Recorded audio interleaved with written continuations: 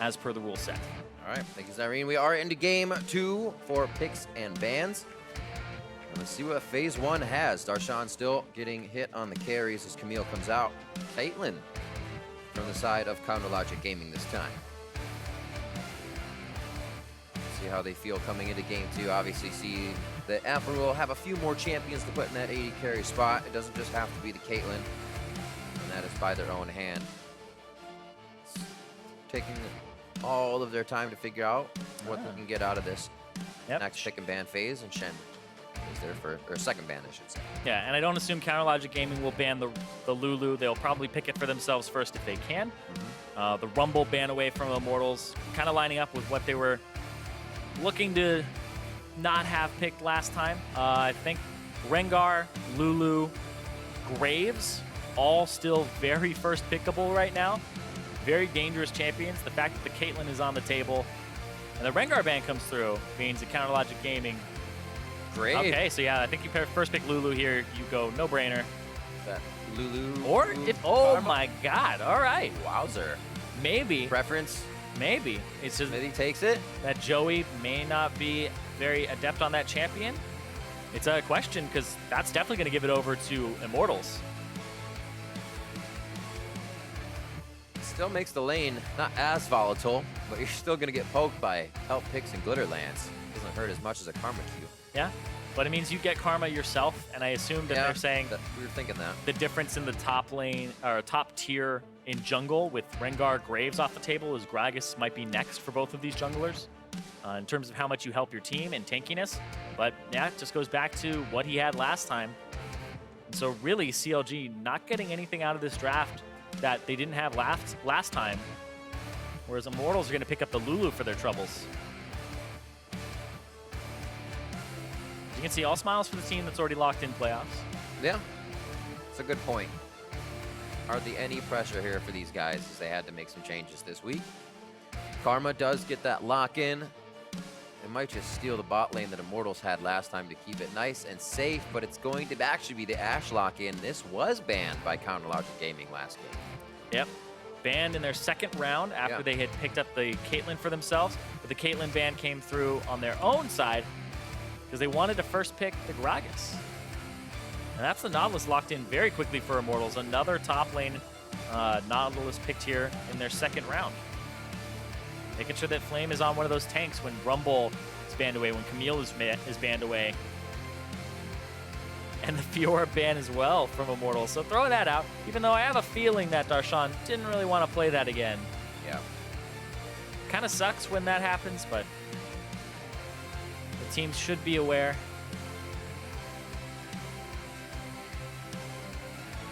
Syndra ban, same thing as last time for CounterLogic Gaming, but it was the Syndra and the Ashe. And no Zyra ban will come out this time either. Let's see if that Zyra is going to be anywhere on the ban list. I wonder if Immortals will go for Aurelion Sol ban here, but they do get last pick, so they would be able to counter with whatever they think is suitable.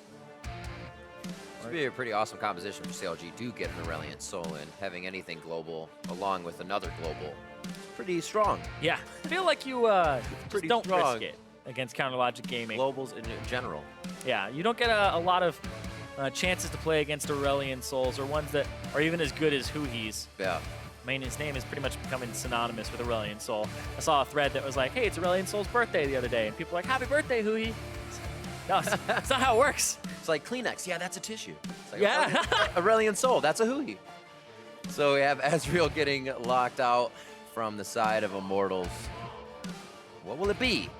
What will it be? Cody Sun showing Lucian. the beauty of Urgot. I think it's Lucian. Said Lucian earlier in the start of this series. But back to the Varus.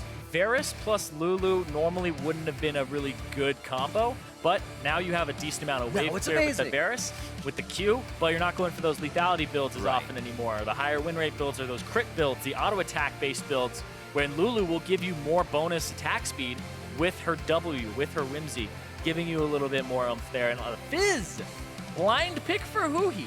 People forget about Varus's passive attacks. Wait, actually, that might not be for Huhi. Could be a top lane Fizz. Absolutely. Darshan's been trying to play carries. He has 2 banned out against him. Why wouldn't he try to pick a third one? And that's going to be possibly a Jayce lock-in for the mid lane. Or Double flex. Or it's Aphromoo mid. But yeah, you can play Bruiser, Fizz top lane. You can play Jayce in both of them. Darshan has Teleport and Ignite, which is a throwback to back when you would play Fizz in the top side. His little changes make him pretty powerful. Yeah, the DPS, the overall DPS, because of the W, it ticks 3 times instead of 4, I believe, and which means that the DPS is increased. Yeah. By about 33%, and so you just end up, doing more damage if it's a prolonged fight. And last pick, Vladimir here for Pobelter, and so they have until 20 seconds on the clock to swap around their champions and discuss who's going where. But I think you're taking some Ignites for Counterlogic Gaming. Yikes, this setup though. Darshan could have a lockdown character. Fishing with Chum the Water is locked down by a cask, displaced into an arrow. Going to be a tough game for IMT to sort out positioning in these fights. But if they're ahead in the early game, then they don't have to be worried about anything. Yep. They start the fights just like they did last time. They pummel through a 14,000 gold lead to end game 1 for Immortals. So if you can get that momentum rolling again, you will have no trouble. Yep. Early, mid, or late. See if they're able to get it going again. That bottom lane is going to be a little bit rougher, though, trying to get an advantage from. They do have the Karma, they have the Ashe, they have substantial wave clear, and now we know the Fizz will be in the top lane here for Darshan. Yeah. The first top lane Fizz in North America. We'll see if he goes for the Bruiser build. I don't assume it's an AP one, but it's something he can get a large advantage with if he starts going off. It's going to be a very heavy physical damage-based composition for Counterlogic Gaming. Yeah, lots of fighting, too. Just at the last second, I looked over before they loaded into the splash screen, and Joey had changed from Exhaust to Ignite. Kill lanes everywhere. Yeah. It's going to be good. Everybody's taking those Ignites ever since the Exhaust nerf. Yeah. Even Vladimir's got it because Ghost was nerfed.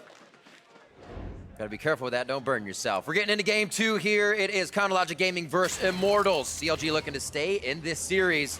Immortals need these victories to look for that playoff spot. Yep, win will not get Immortals into the playoffs just yet. They still have to play Dignitas tomorrow, and pending the results of the FlyQuest matchups, we'll see what happens there. Cody Sun taking fervor of battle here, so definitely a very auto-attack based build for him will be coming through. Wonder what he'll go for. I've seen some Blade of the Rune King builds, I've seen some crit builds on the Varus. And the reason that people build attack speed on him isn't just because lethality is not as good anymore for him or the nerfs to his Q.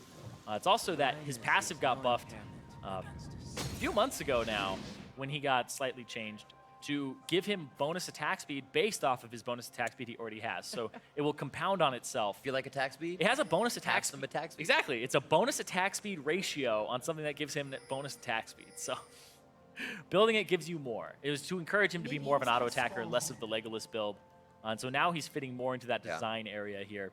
It's an interesting feel as well, because if you're not like a Varus player, you may not even realize that's happening when you kind of kill a unit and figure out that attack speed is coming in. Feels good though. But it feels good when you're able to use it, understand where you need to be positioning, and get a few extra shots in. Feels good, man. See how Cody does. Looks like quiet starts on the home front for everybody. A little bit of a pull towards Raptors and a blue start for Dardoch. Yep. No pull though, so they're in the bot lane, not showing anything. Yeah, you just want lane advantage here, right? And now Joey's already taken about half HP worth of damage. He's going to have to blow a potion super early. But you can tell Immortals are putting a lot into having a lane advantage or a shove advantage. So they don't even leash for their junglers on the bottom side of the map. Yep. They just want to be in that bush. They still don't get shove advantage either. They're like, how's it feel now? Push you into the turret. Grabbing that Karma up. Man, Aphromoo making sure he can hit the volleys. It does feel really bad. Even Olleh going up with a shield. Almost blasted out by the inner flame. Yep. Hail of arrows actually starts to push them back. Ignite already down. Creates a bit of a zone. Now onto Olleh. Looking for that heal if it comes in from Cody Sun. Used on one side. There it is. They come out for both. They got to keep the fight going. Aphromoo trying to get closer. It looks like Cody Sun's just going to have level 2. There it is. 400 HP between both members until that level came up of Immortals. Flashes are still there for both members on either side. Just blowing everything there to try and push them off the wave, have superior minion wave advantage, and get level 2 first. Aphromoo, though, does have the Warlord's Bloodlust, so he'll heal himself a little bit.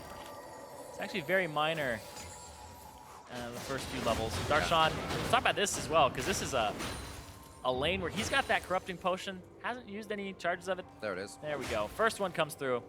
But he has Ignite, and he also has Grasp of the Undying. So we're looking at a Bruiser Fizz build here. We've seen it in Europe a little bit. Wonders played it. And it can be rather effective, but it's not that same bursty Fizz. It's like Coco Siege. And able to get his cannon minion, start things off 21-15 that top lane, 23-13 here in the bottom with all the fighting they did early. And you can see Cody Sun already about 3/5, even 3/4 of the way up in terms of HP, whereas Aphromoo still struggling to get back to full. There are no potions bottom, but still flashes. Makes it a really interesting lane, because usually a jungler will be like, no flashes, I'm on my way. But no potions, you usually don't say, I'm on my way. But you could force them back, though, if you do get any even damage on them. Both privy to the timing of ignites and heals. They should come up at the same time so they can let each other know. Piercing arrow, not as effective as before. See that fall off due to the change. And Joey doing nice trading between Olleh and Cody Sun. The pressure from them has not kind of turned him around this game. And because Joey and Aphromoo have been under turret this whole time, they haven't had opportunities to get wards down. You can see Aphromoo still has a ward able to be placed. Xmithie's going to come down to the bottom side. He's going to run into Dardoch, though. A good hop away. Good thought from Joey as well to come back. CLG trying to work together a little bit more every time they get a chance. As Dardoch returns to that jungle, it looks like Pobelter having Huhi pushed into no mana gives them a bit more aggression. Bot getting pushed in. Xmithie can't help. Mid's getting pushed in. Xmithie can't help.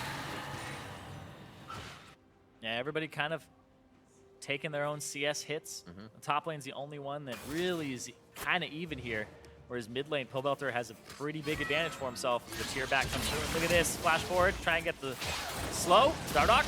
Look for Aphro. He hits it. Safeguard out. Only one shot comes through, and not much you can even do as a support in that situation. First kill coming through for Dardoch. Dardoch again, first blood. Got it in the previous game.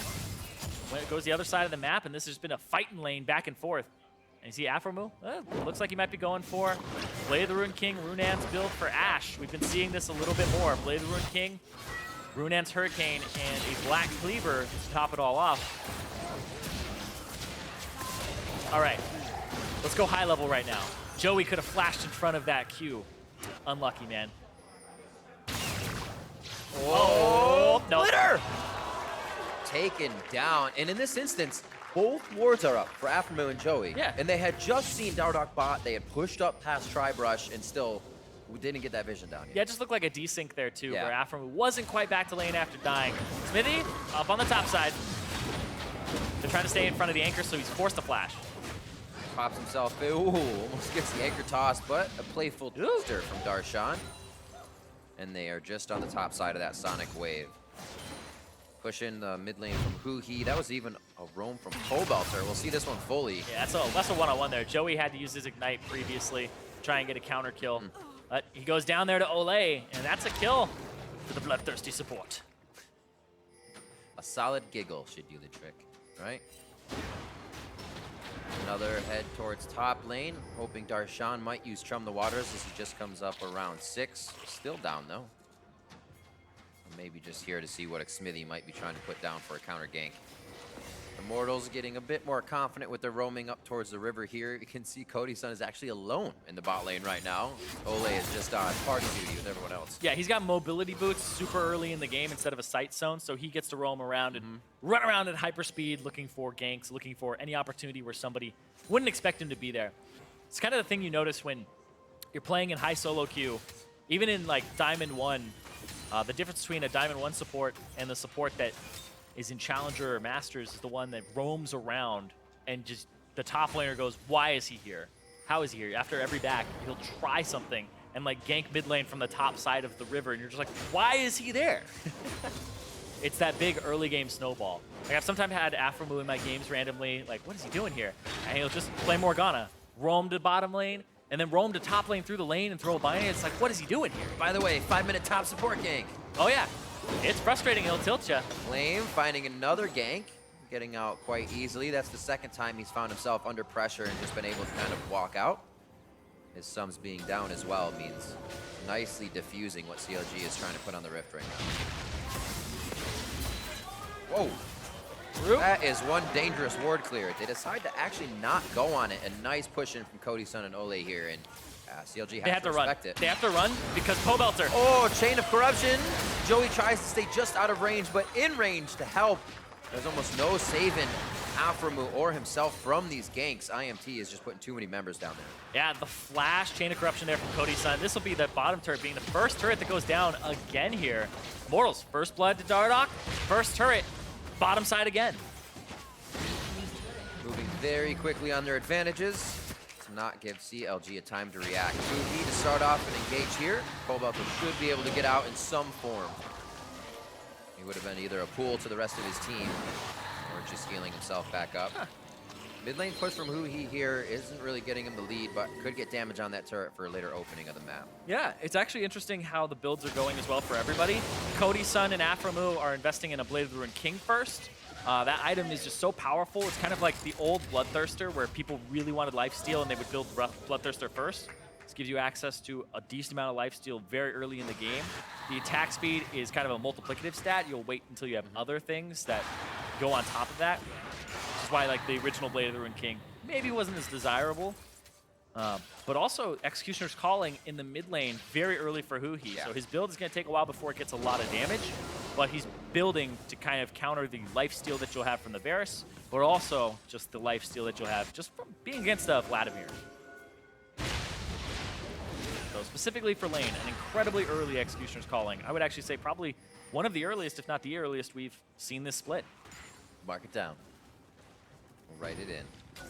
Also feels good when you have these a build, say for, as we said for Cody Sun, and how sometimes the builds can change. When you do see your opponent going for a lifesteal or something, you can almost match, right? Especially since it's not too much of an expensive build. Sometimes you'll be like, oh no, I can only get a pickaxe to that BF sword. A little bit easier this time around, and it feels real good, like you said, to have that lifesteal early. 11 minutes coming up on the clock for this. 3K in the favor of Immortals. They slowly press their advantages here. Looking for a first Ocean Drake. They had 3 last game. Keeping that pretty consecutive for themselves. Let's see what the next one is afterwards, too. It could be more of the same. Xmithie in the area. Joey on the other side. Might be a flank here. Oh, arrow on Cody Sun. Xmithie very low. Pobelter actually onto Huhi. Aphromoo in a bad spot as he gets kicked in right next to Cody Sun. Follow-up damage finally comes through. Charges up that piercing arrow, and a kill for Dardoch goes in. Xmithie limps away from this. Darshan TP was used as well, so that pressure on the top turret is lost. And there is absolutely no mercy from Immortals on this bottom lane. Last game, it was the 6 deaths for Joey. Yeah. Now, we already see Aphromoo 3 of the 4. And Joey's the other one. It's just this bottom lane getting destroyed. Darshan's doing well on the top side of the map. Up about 30 CS for himself. Did math correctly this time. Well done. I see the calculator there. What? I'm just kidding. You calling out my abacus, bro? 500 gold lead for Darshan, actually, on that top side.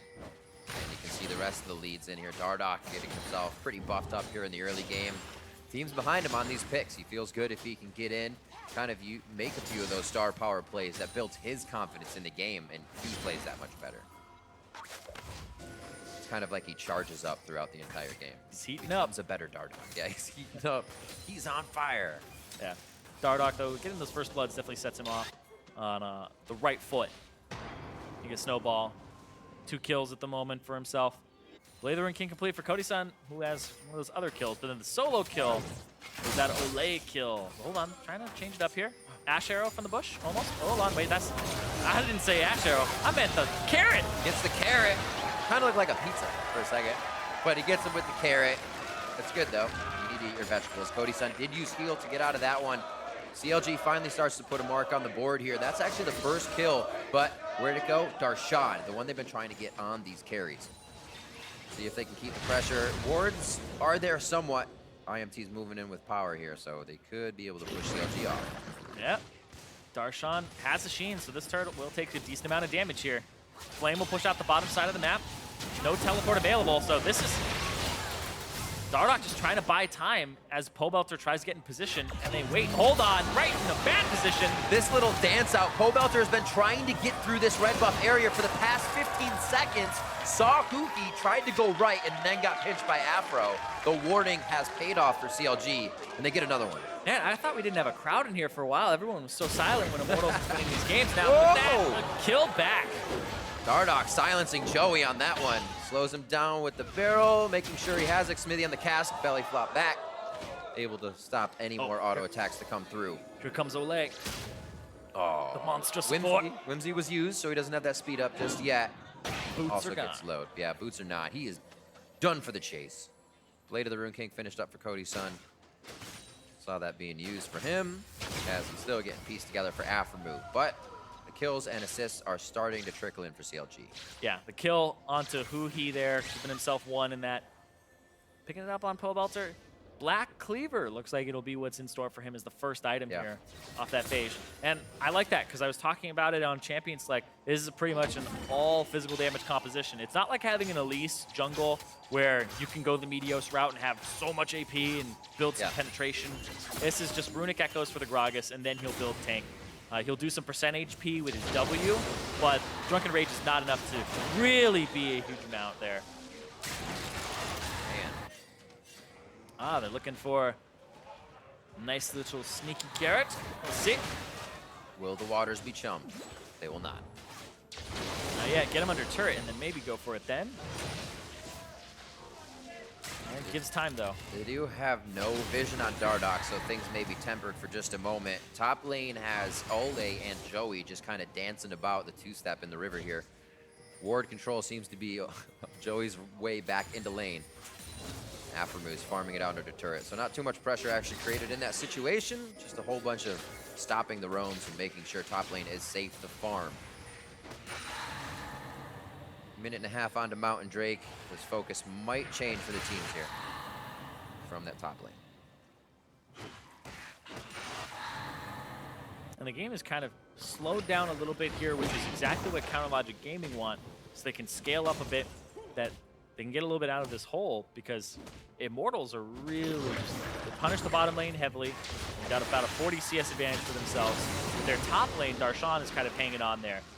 Darshan and Huhi both trying to bring this game back for Counterlogic Gaming, using those solo laners, the guys, the regulars.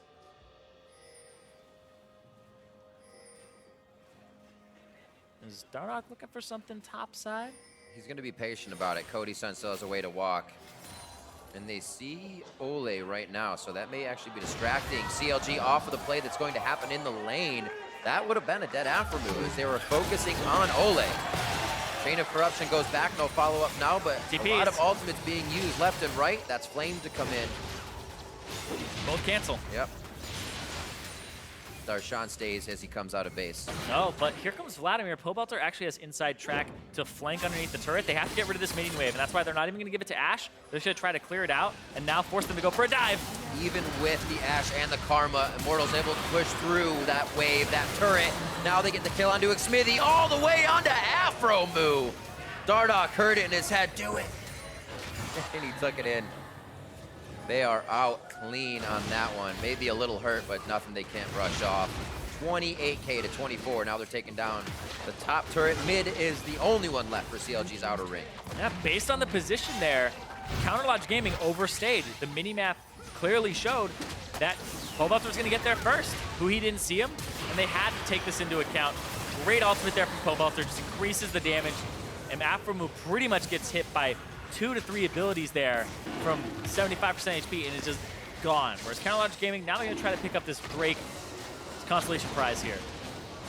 They have a composition that could crush some turrets if they can reach it. More so would need to siege the composition to make it happen. Oh, Joey looks to be the odd man out in this one.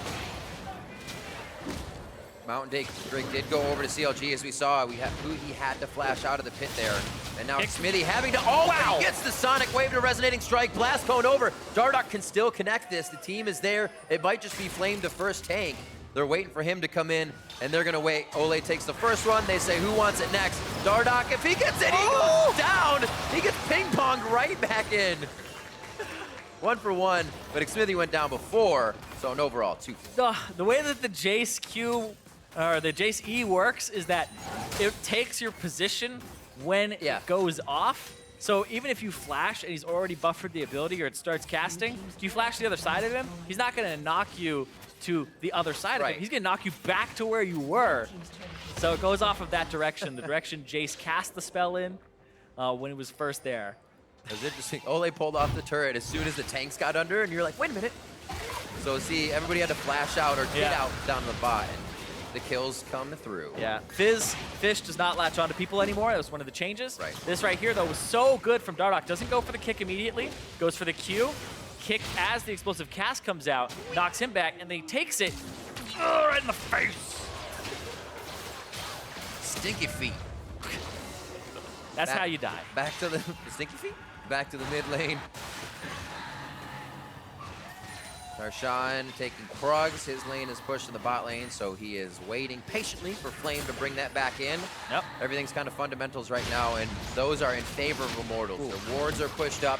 Rift Herald is something we've actually been seeing a bit lately, so as it wasn't for the first half of the spring. The funny thing was, I was looking through Rift Herald stats a few weeks ago, and I was like, I wonder who takes the most, because there's like Rift Heralds per game, and Immortals, by far and away, actually took Rift Herald the most. And I was like, oh yeah, it makes sense when they have Flame and Dardoch, right? I'm like, it's Flame taking it all the time, saying, give me this Rift Herald buff, right?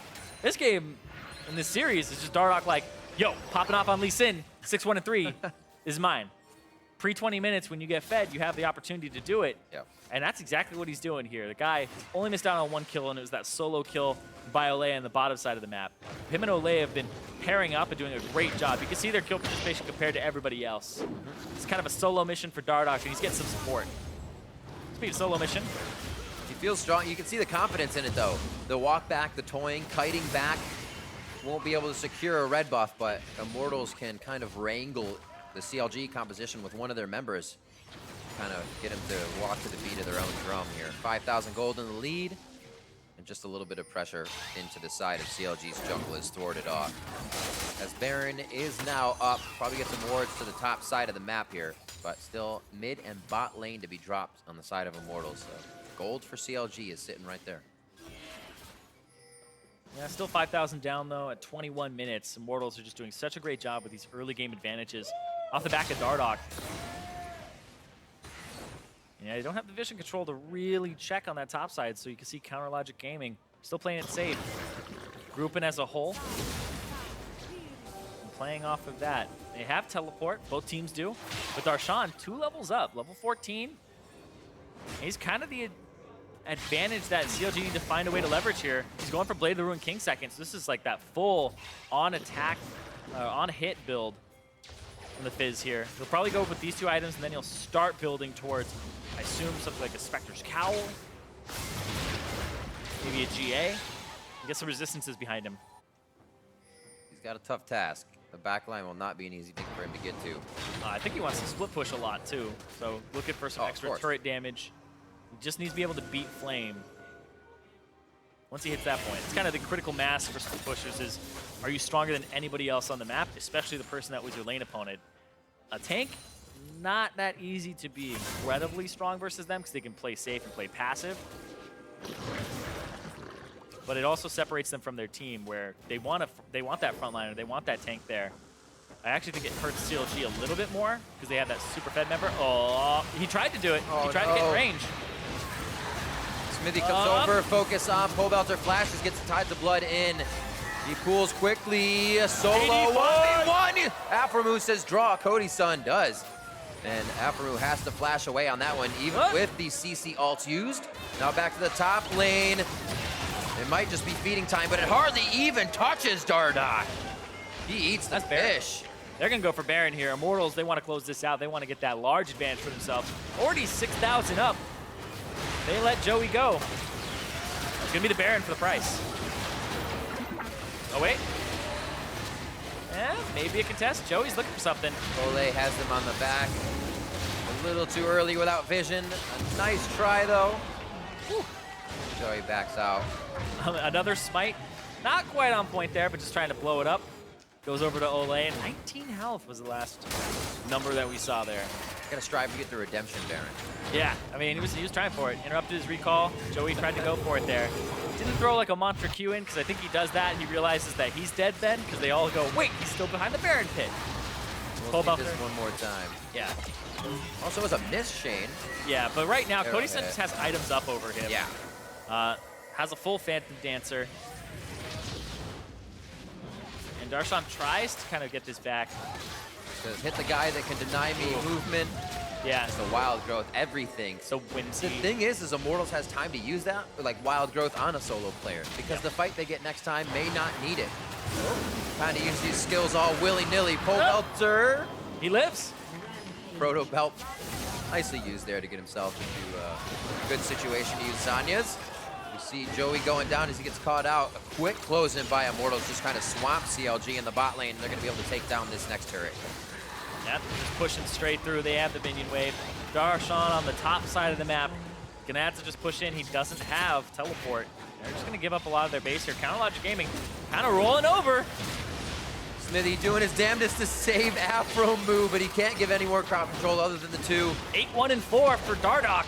The ultimate gets saved for what could be a final fight in the base, but this may just be it. 30 seconds on the timers here. It's actually quite low for how early in the game we are, but Immortals is moving so quickly. That time may just be long enough. This is looking good for Immortals. Large advantage for themselves, above 12,000 now. Yeah. And you think about moving into tomorrow even for themselves. They're up against Dignitas. How do you exploit Dignitas? Probably that bottom lane, and also having a solid mid, and you have an active jungle. Try to keep Chaser down. Dardoch, if he performs like this, it's going to be a really interesting match up against that Dignitas that's only dropped, I believe, 2 matches now in the second half. Yeah. Has been looking on the up and up. They're really kind of the ones in the way of Immortals having a playoff spot, but Immortals are in the way of Dignitas. That's going to be a spicy matchup. Can't wait. We've seen both teams, like you said, doing well. The variables of Someday and Keen on that team have been kind of off the wall in their past few weeks. Still here, CLG fending off an incredibly strong Immortals, I should say, as we continue through this game. And also a good surge for Immortals to kind of get this kind of play. He's going for it. Control a lead nice and easy. No assist. 9-1 Don't touch him, it's mine. 4. Aphromoo goes down, and Dardoch finds it again. I mean, Dardoch is actually building like Play of the Ruined King too. They're just going for kills. Aphromoo instantly down. Flame is going to stand here and shake everybody's hand until the rest of the team can come and party. That's Huhi going down. Joey's going to get taken 11. Could we get a triple kill here? Xmithie to make it 12. And he connects the resonating strike. He can't even see it. It's amazing. 12-1 and 4 for Dardoch. It's going off this game, getting all of those kills. Got the first blood. He hasn't let up though. The rest of the team riding this wave of power Dardoch has created since first blood, first turret, 2 consecutive games in a row on Counterlogic Gaming. And they're going to start some of the finishing touches on the final inhibitor turrets of the game. Aphromoo in mid to keep the minion waves out, but it's about keeping Immortals out. They may not need minions at this point. Yeah, Dardoch throwing those Qs out. You know he'll take them. At this point, it's always taken. Huh? There it is. We went in. Almost can't even follow it, moving so fast. Another one onto Aphromoo. Takes him down before he can even get away. Pobelter onto Xmithie to make sure he has no re-entry into the fight. And it's onto Huhi. What a hook from Flame between the turrets. Take him down as well. Pobelter picks up another kill for himself. CLG is trying to find solace on the fountain as their Nexus turrets start to get a hit up. Cody Sun trailing into the base on the caboose, coming in slow to finish off with the team. And they will look for a few more kills, 21-4. 17,000 gold lead as the minions are the only one focused on the Nexus right now. Darshan now locked down. Joey trying to get back out, but he's in chains. And the turret, or the Nexus, finally falls. Immortals take down Counterlogic Gaming, 2-0. Huge brawl at the end there, but they're just going for blood. Dardoch ends the game, 13-2 and 5. putting the team on his back a bit there, but that was definitely a team effort from Immortals. The punishing of the bottom lane happened again. Kept them a little bit under turret. Was able to bring down Dardoch at the right time. Another first blood went over. And they really did prey on the fact that the CLG bottom lane hadn't worked together before. Substitution comes through and then a role swap. Not the best series for these guys. But Immortals looking better and better as the split has gone on. Good to see them as well keep a steady head throughout these games. It was a little messy in the early game, especially sometimes on the bot side. Summoners being blown, 2v2 fights until level 3 coming in as they fight throughout the levels. But once they had that lead, the measures they took to gain more advantages, they didn't overreach, they didn't stay too long. They played a good fundamental game, even though they were far ahead the whole time. Yeah, I like the trade bottom where everybody used their non-flash summoner spells just to try and stop CLG from getting level 2 first. And it actually worked for Immortals. They were able to get level 2 first and then continue to bully that lane a little bit and kept going back and forth. But then Jungler came in, Dardoch came in at the right time, they got some kills, and then it just seemed to kind of be a dropping of the ball there for Counterlogic Gaming. Yeah. But I feel as though, Counterlogic Gaming, they have already locked in a playoff spot for themselves. Don't know exactly what seed just yet, but Immortals, they moved to 8-9, the same record as Dignitas. So whoever wins for that matchup of Immortals versus Dignitas tomorrow, winner has a playoff spot. Right. I think it could be a pretty versatile matchup. I want to say that because the mid laners have such, I'd say, diverse champion pools. They may play what each other play, but never kind of, I feel, on the same day, right? Keen's not going to take a Vladimir the same way Pobelter would. Keen's going to go for that Azir or something else crazy. And so that, I feel, is going to be an awesome matchup. Yeah, and you throw Talia in there, which we just saw from Pobelter today, showing that he does play a lot of different champions. But the Lee Sin back-to-back for Dardoch, looking at the damage done in this game, the highest damage was the Vladimir with 17,985. Dardoch is actually only 300 behind that. So Dardoch did about 17,564 damage himself. So he's really close, really was all over the map this game. So I feel like Dardoch deserves a lot of credit for how that game went. I was looking at the scoreboard and it was like Flame 0-0-1. It's kind of getting bodied in the top lane, ADCS down, kind of the matchup, but he's holding the Fizz there. And Dardoch was doing everything else. And really, that's kind of, they put Flame on Nautilus twice. Flame, be a gigantic tank on your own island in the top lane, and we'll see you when we need you. And his communication and coming into fights has been a lot better as well, especially in walking down situations where he still have his teleport after a fight. We see that happening a few times, which opens up more options for Immortals. It was interesting to see CLG favor that Gragas so much coming into this. Maybe it became the comfort of bot lane's going to be such a mix-up. We'll have that for Xmithie, and then we'll have comfort that can get around the map. Yeah, it was really strange to see the high priority on the Gragas versus something like the Lulu, which a lot of teams are just first picking or banning away now. But it means that you're going to be playing against that Lee Sin again. And this Lee Sin kind of reminded me from Dardoch of when he first bust onto the scene, and there were those games where he's building like a brutalizer, right? He's building some armor penetration on Lee Sin, and he's just taking over the game. This is a game that made me harken back to that. It made me remember kind of when he was calling himself the freshest Lee Sin. Well, there you go. So clean, so fresh, so clean. So for more on that win, let's check in with Kobe and Immortals bot laner. That's right. We've got Cody Sun